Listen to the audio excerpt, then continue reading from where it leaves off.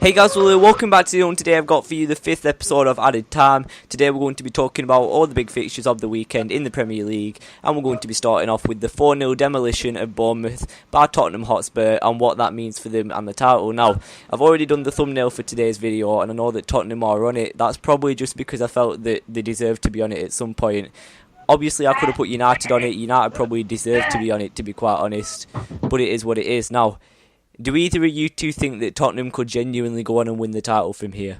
No. Yeah, I don't I think so. Just because Chelsea aren't on the best run of form. True, but does that mean Tottenham are strong enough to go and take it from them? There's a 4-point gap that they've got to close. I mean, obviously they got world-class managing in Pochettino, who's done an amazing job with them. And people talk about squad depth. As far as squad depth goes, I think they have got it. They've got, obviously, Kieran Trippier, ex-Burnley, isn't it, Josh? They got Harry Winks, who when he comes back from his injury that he got at Burnley, has got a bright future ahead of him. And you can always play Heung-min Son at striker instead of Janssen, which is what I'd do. So when Kane's out, as far as squad depth goes, I think they've got it. They've got all the things you need to go and win the title, but I don't think they can do it this year. And I honestly don't think they can do it next year either, because when you think about it, when they've got the new stadium and everything, they're going to be playing at Wembley next year while they're waiting for the new stadium. It could affect them. It affects a lot of, like, West Ham, innit? West Ham finished what?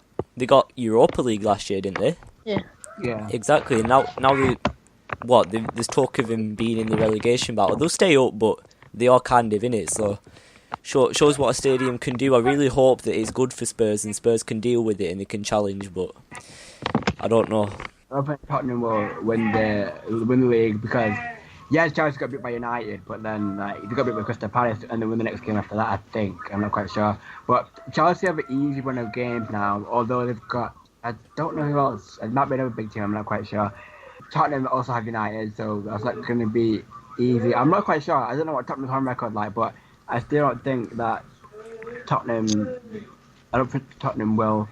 Well, last season they messed up on a 2-horse race, so I don't know this time. I don't know what's going to happen this time. It could go either way, into like you said, they messed up in a 2-horse race, but this year, will they make the same mistake again? That'll probably determine how good of a team they are, really, won't it? I still think Chelsea will finish first. Tottenham probably second or third. I'm not quite sure how they do this year. Fair enough. Were you on about Tottenham's home record? I've been beaten. They haven't lost at home. Oh. Got the best home record in the league. Anyway, Crystal Palace versus Leicester. Everyone expected that after the Chelsea match, Crystal Palace would kick on, which in a way they did do because the point wasn't a bad result for them against Leicester, but still, a lot of people were expecting them to beat them. Now, obviously, the big news tonight is that Leicester have got Atletico Madrid in the Champions League. You're watching it, aren't you, Josh? How's it going? Not the best. Are Leicester on the front foot yet, or? No, it's 0-0. Are Atletico taking the game to them, or is it Leicester? Oh, Atletico are currently on the ball, just passing it around, so... Well, honestly, I hope they can stay in it. Back. As much as I'm annoyed at them for the Ranieri decision, I don't know. It'd be nice for an English team like them to go and win the Champions League. I don't think they can do it. They can't go that far. Who knows? Maybe anything's possible. Now, again, this is something we've been on about for a while, me and Utah on this, about Ranieri. As soon as Leicester lost to Everton, it created like a new fire with me. It released a bit of anger in me because suddenly I was kind of seeing all the things you said. Because when Shakespeare came in, obviously we're getting all those wins straight away and improved the record so much. And I was just kind of like, maybe it's going to turn out to be the right decision. But ultimately, it's as if it's only just hit me, like what they've done. Ranieri should have had the right to be with Leicester right now in the quarterfinals of the Champions League. He's done all the work to get there. Yeah. And to be quite honest with you, I wouldn't be surprised if Ranieri fell out with Craig Shakespeare, which might have been part of the reason Ranieri went, because when he was on Monday Night Football, he talked about possibly someone trying to get him out of the club. I feel like Shakespeare is taking all the credit for what Ranieri did, and now that he's starting to pick up some losses himself, it's kind of like, can't take credit for it anymore, can you? Karma, kind of. I don't want to blame Craig Shakespeare because we don't know what happened with Ranieri. Maybe it wasn't to do with him. But still, there's something about him. He seems really sly, doesn't he? Yeah. I get that feeling about him. Anyway, Sunderland 2, West Ham 2. Sunderland not only scored a goal, but they scored 2. And they got a draw with West Ham. It's a decent result, isn't it? Is Sunderland the kind of team West Ham need to beat, or is it a case of Sunderland are tricky to beat sometimes? It's just how it is. Well, depends if Sunderland are at home because they played quite well at home. Yeah, they were. They haven't been picking up the wins. What is it with Sunderland? What would you blame if you had to pick one? The manager, the players, or the board? Who would you blame? The board. I'll probably say the players. It's definitely a mixture of. I don't know. I don't feel like it's the manager that much because I don't think David Moyes is a bad manager. United was too big for him. I can't say much about what he did at Sociedad, but at Everton he actually did a great job. He brung Wayne Rooney through, and it's a shame that at the end of Rooney's Everton career it soured a bit with them. But I think he's a good manager. It's a shame that it's happened the way it has. The board just is, like Josh said, the board is determined not to spend money on the club, aren't they? Yeah, I was going to say David Moyes, it can't be his fault. He can't buy any players. No, but that's it, isn't it? David. I think they didn't make a single signing in the summer transfer window last year. With the new manager coming in, that's very weird, isn't it? Yeah, usually when you get a new manager and you expect them to see what the club's about, and then once you've done that, you expect them to buy players in positions where they're the gap and try and make sure that position is solid in time for the league stuff. I think Sunderland should have been trying to attract players like Sakho. I know Palace got him in the end, and I think it was a great move for Sakho going there and a great move for the club. But Palace should have, not Palace. Sunderland should have at least been trying to get players like that in, because if they could, it could have helped them out so much. But instead, they're determined to not spend money, but expect to stay up. I don't know how David Moyes comes out in his press conference each week when he's not threatening to slap women. He's talking about how he really thinks they could stay up if the team put in the performances. Surely he knows right now it's over. It's over already. I don't think he wants to admit that it's over yet.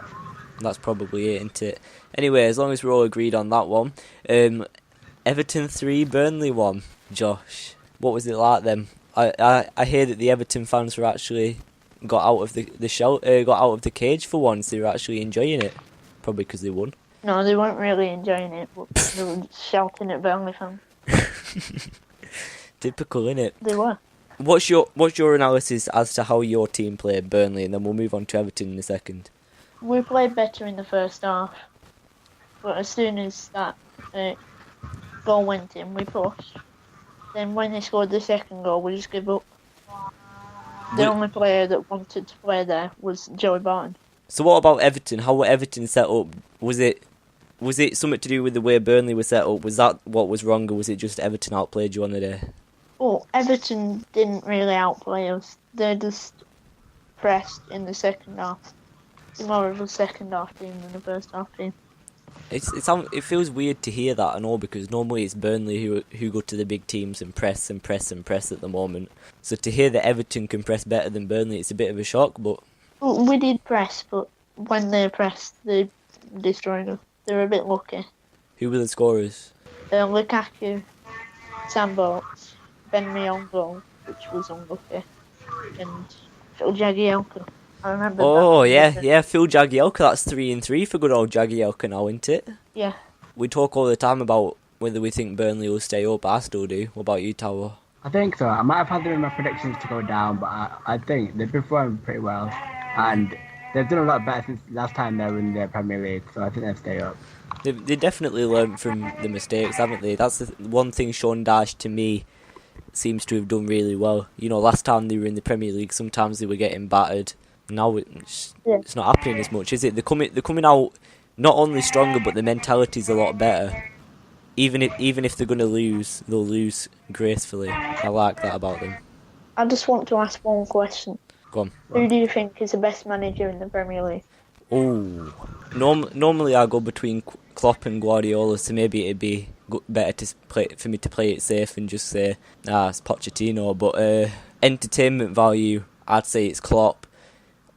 Maybe tactics, I suppose it's probably Guardiola. But then if you want a serial winner, it's Mourinho. If you want to win stuff, normally that's who you go for. So it's a difficult one. I don't think I can give you an answer on that, to be honest. But I don't think Pochettino overall. I think he probably is, to be honest. I mean, he's not world renowned yet, like Guardiola and Klopp, Mourinho, but I think he will be.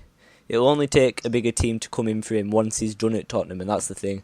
Because they're linking with Barcelona, I don't think he'll go there yet. He's got a point to prove at Tottenham, and once he's won with Tottenham, that's when he'll go and prove himself at a big team, I think. Yeah. We move on to Stoke City versus Hull City, the same scoreline as the Burnley game, 3-1. It really is a tussle between Hull and Swansea. Who can perform the worst, it seems to be, is who's going to go down. Because every time one of the two teams gets a win and you think, oh, Hull's going to stay up or Swansea's going to stay up, then suddenly they both outperform each other in a bad way. Don't know what's going on. I know we talk about all the time, Tower. I just want to get Josh's opinion. Who do you reckon will go down, Josh? Swansea or Hull? With Middlesbrough and Sunderland, who we already assume will go down. I'd say Hull. Marco Silva, I think, is good enough to get them back up. I want to agree with you, and I think Swansea do play good football at times, but it's 50-50. Swansea don't get the results they need to all the time. Okay, so after that we move on to Watford versus Swansea. Now, we're just talking about Swansea seem to be outperforming Hull at times for doing the worst. Watford are actually on a really good run of form right now. What do you make of them as a team? I think they're a decent team. I mean, ever since they got rid of Agallo, they've been doing alright. Well, even with Agallo, they've been playing really well. Mm-hmm. But from what I've seen recently, they've actually been picking up. And even though they've lost the manager, I don't know why he left, but ever since they lost Kiko Flores, they've still been doing pretty well. Yeah, they have a history of sacking managers, don't they? That's why everyone's talking about Matsuri possibly going at the end of this season. And we've talked about it before, I think we have, about the fight that went on between Matsuri and one of his fitness coaches. Who knows, if something goes on behind the scenes, he could possibly be out by the end of the season. They do like doing that. They like replacing the managers. But I mean, personally, the way I see it, I feel bad for the managers because, you know, you're putting yourself out there, you're putting yourself into a hard job, but I suppose it comes with a job, doesn't it? Anyway, talking of the best managers in the world, Guardiola has led its men into a 3-0 win against Southampton. Southampton actually surprisingly aren't an easy team to beat. I think Burnley only beat them because of hashtag Bort in his back. But in all seriousness, Man City really outplayed them. I was going to try and put Man City on the thumbnail for this because I like the idea of that, but I think Tottenham had to make it on in the end. Leroy Sané got one of the goals. He's improved a lot, actually. He's done more in the Premier League than people thought he was capable of, to be honest. Yeah, I still think that at the start of the season, I thought, why did they pay, I think it was 35 million for him. I was like kind of saying, why did they pay 35 million for him? I didn't really like him, and I thought Martial was better than him. I still think he is, but now I'm starting to like Sané because like he's really good, and he's I don't know, but Germany, left mid-wise or wherever he plays, they've got Royce and Schürrle. And Royce most of the time gets injured, and I don't think Schürrle even plays. Mm-hmm. But now that I've got Sané, he's like a good addition to the team. And also a good addition for Man City's team, because they're really struggling for a left mid. I know last season, Sterling played mostly on the right along with Navas, and I think the only one on the left that they had was Nasri. Mm-hmm. But now that Nasri's gone, they kind of needed someone to fill in that spot. And now that Sané's there, I think it's a good addition for Guardiola. Even though I don't like Guardiola, but I think it was a good buy for him to buy Sané. Definitely. Other clubs wanted him as well. It's interesting because it's how much stuff can change from the beginning of a season. At the beginning of this season, I didn't like Guardiola. He's grown on me. I wouldn't say I love the guy, but he's alright. I respect him as a manager for what he's won, what he's done, and he seems an alright guy. He's respectful. And with Man City, if you remember, Nolito was starting for them at the beginning of this season. As far as I know, he's not injured. What's happened? I think he lost his spot and just sat on the bench. I played the substitute whenever other teams get tired. I remember him getting a red card, possibly. Maybe he wrote his own way out of the team by that. Maybe Guardiola wasn't happy with that, I don't know. But in the same way, Fernandinho picked up like 3 red cards over the season, and he's still playing for them. It'll be interesting because at the beginning of this season, there was so much money being spent. As you said, Tao, if the figure for Sané was around 35 million, that went past my head. I didn't even know it was that much. So if there were that much money being spent last season, if teams like Liverpool, maybe West Ham, I don't know, need to compete, how much money is going to be spent this year? It's going to go through the roof. It's always good though, isn't it, as a mutual? When you see clubs sign people, it's kind of like, oh, how are they going to do? It's interesting, isn't it? with new signings. Yeah. Yeah. Anyway, Liverpool West Brom. Liverpool. Honestly, I don't know. I don't want to call it a spawny goal because it wasn't really. It was well worked. That's what I'd say. It's training ground kind of stuff. You talk about West Brom being good from set pieces. Well, we out set pieced them in a way.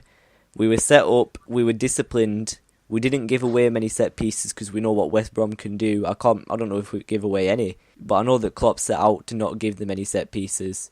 And as far as I'm concerned, we outplayed them. I think we deserved it. Lucas Leiva got the header across the goal from a far out free kick, and then Firmino managed to, I think he headed it home. He either headed it or brung it down, I can't remember. But whatever it was, well worked. Anyway, Man United versus Chelsea, I do actually want to spend a long time on this because I feel like there's a lot that we can and do need to say. So, Herrera. yeah, Tabo, I'll come to you first. I don't know what I'm more surprised about, the lineup that I saw or the result that just happened. On Twitter, everyone was going mad about the lineup. Even I was going mad. I was thinking, what is this lineup? We're playing Chelsea. I think at the end of the game, we're all just gobsmacked. United proved us wrong. Well, now that I can see why people call Jose a special one, because he pulled things out of a hat like it's nothing. Herrera was definitely man of the match, and overall, I think it was just a great performance from us. And we proved that pace is needed in this team. To be honest, if Ibrahimovic was that player that Herrera played through, he wouldn't have scored. Because we needed Rashford's pace, or Lingard's pace, or Martial's pace. I don't think any of them would have scored, but with Ibrahimovic, I don't think they would have scored. But I don't think Chelsea didn't really get into it from the start, to be honest. They had a few, I'm not going to say a few chances because they didn't have any shots on target, but I don't think they weren't really up for it. They probably thinking, they probably laughed when they saw the lineup and thought it'd be a walk in the park. But it must have been like a really, really, really long walk in the park if that had happened. And although that Tottenham will be happy about it, I still think Chelsea have got an easy last about 6 games, I think, in comparison to Tottenham. So although that Chelsea played hand to head in shame, I still think that they have a chance. I still think they win the league, and it's always good to have Mourinho beating his old club, especially at home. I totally agree with you on the Ibrahimovic point and all. I thought about it myself. I thought when I was watching it, I thought if Ibra was there, would he have scored? And I agree with you. No, he wouldn't. It was purely the pace of Rashford and a great finish. To be fair, it was a class finish. I've got to admit. Well, if Ibra would have got on the end of it, he probably would have tried to chip the keeper. I was going to say the same thing. Exactly. True. But in the end, I think it's kind of like Taro said. To put it in better words, I think it's Chelsea never got out of first gear, did they? No. Sometimes teams like to do that. They like to get a feel for the game and they like to take it slow. And I suppose Chelsea, when they're top of the table, they think they can do that. But United, as you said, they kind of pulled it out of the bag. I haven't seen a United performance that good. I'd go as far as saying I haven't seen one that good since Fergie. With football full of surprises, you can't really tell what's going to happen in the game or what the lineup's going to be like, what the team's going to perform like. But if you compare on paper, if you compare the United team to the Chelsea team, Chelsea would just battered us. If we didn't play Chelsea and we played that team and played against Chelsea against Crystal Palace, I think we'd be a draw. Not because we get so many draws, but I just think that the team would have been evenly matched on paper and evenly matched in the game. But people are even saying that just because you beat Chelsea with that team, if you played that team and you played like that from the first game of the season, would we win the league now? No, I don't think we would. But although we have Ibrahimovic, we've shown that we don't need Ibrahimovic. Like, although Ibrahimovic was suspended for a while, 3 games, and we didn't perform well, I think Chelsea was the biggest test for us, and I think that's been the best performance this season. And I think that we've shown that all we need is up front is pace, and we can start causing other teams trouble, and other teams will be scared of us. And I think if we can get it right quick enough, then maybe there might be a chance of top 4. I don't think we'll get top 4, but I don't know. Like I said, football for a surprise, so no one knows what's going to happen. It is, and even a 5th finish, I suppose, would be better than 6, just so that none of those memes ever get pulled out the closet. How nice would it be if Arsenal finished 6th? How much pleasure would that give everyone? I would love that. Big great. Again, like I was saying, that's how United should be. They should go for the game from kick-off. And if we see more of that from United, which I think we will, I know the commentators were saying after the game, is that a glimpse of what's to come? And I can't remember who it was. I think it was Ferdinand or something. Graham Souness, I think, said, I don't think it is.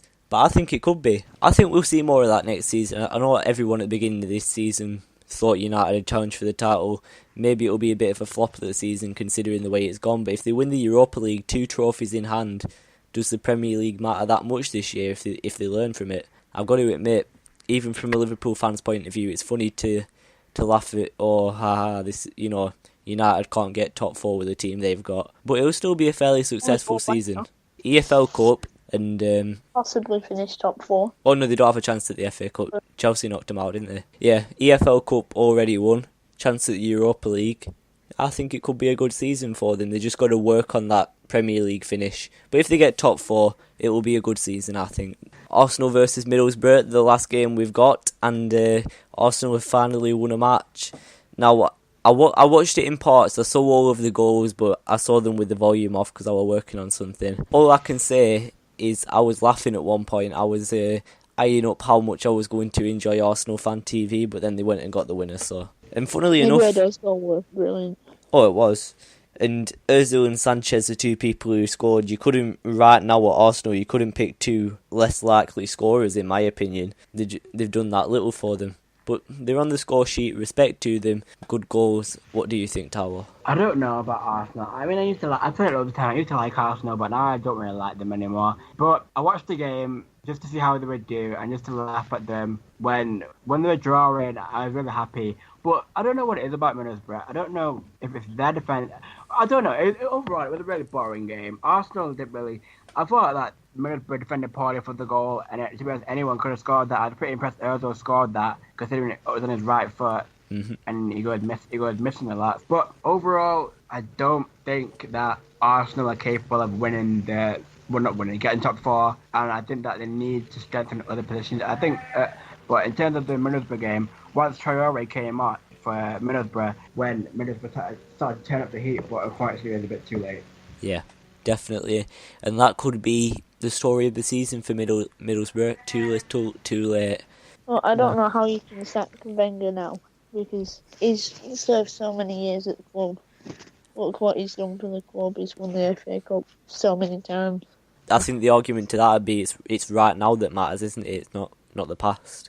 But it's not really his fault. His players aren't performing. True. But doesn't he have to take responsibility? No, the players have to take responsibility if they want to play football.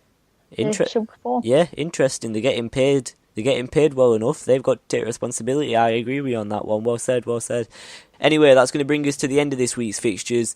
A couple of things I'd like to say. I know that we didn't have it out last week, and we should have done, in fairness. It's totally my fault.